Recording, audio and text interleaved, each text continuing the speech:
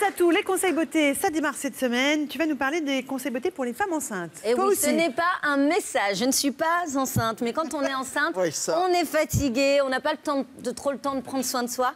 On lit beaucoup de choses sur Internet, on a peur des vergetures, on a peur d'avoir une poitrine douloureuse. Donc je vais vous donner quelques conseils spécial femmes enceintes. D'abord, exit les huiles essentielles. On en entend toujours parler, on se dit les huiles essentielles, il ne faut surtout pas en utiliser pendant la grossesse. Alors on va jouer la précaution et oui, on va dire on n'utilise pas d'huile essentielle pendant la grossesse. Ça se joue surtout pendant les 3 premiers mois parce que ça passe au niveau du placenta et en fait il y a des vrais dangers.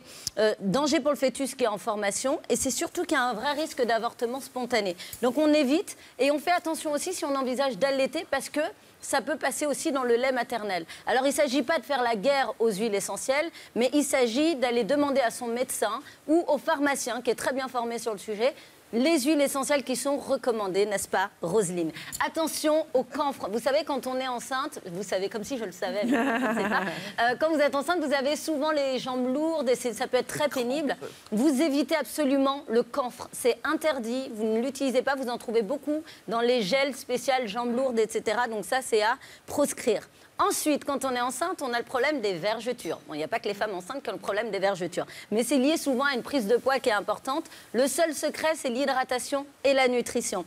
Alors pour ça, je vous ai dégoté. Je vous ai trouvé, c'est mieux. Je vous ai trouvé quelques petites astuces. D'abord, il faut effectivement très bien nourrir. Pas spécialement prendre des crèmes spéciales, vergetures ou autres, mais très nourrissantes et très hydratantes. En prévention, pendant et en entretien.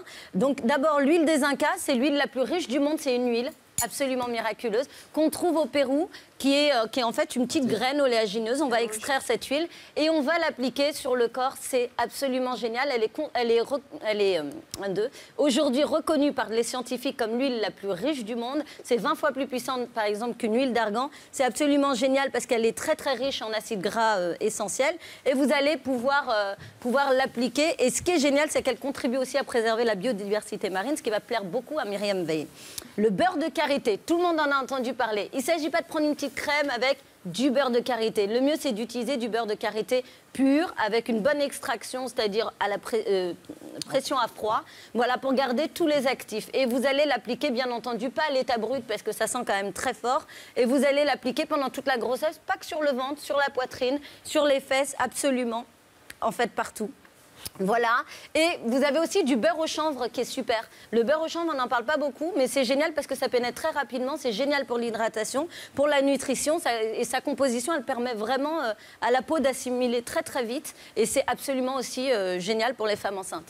Dernière petite astuce, la poitrine qui est très douloureuse. Donc, on va faire un massage. Je ne vais pas faire la démonstration ni sur Roselyne, ni sur moi-même. Mais vous pouvez effectivement d'abord bien l'hydrater. Ah, je ne sais pas s'il est volontaire, je n'oserais pas poser la question.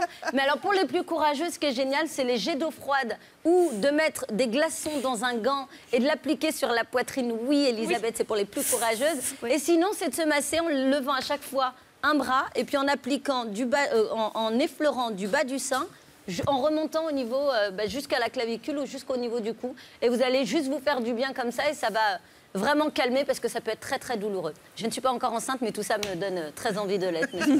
Voilà. Merci Absatou pour ces conseils de beauté.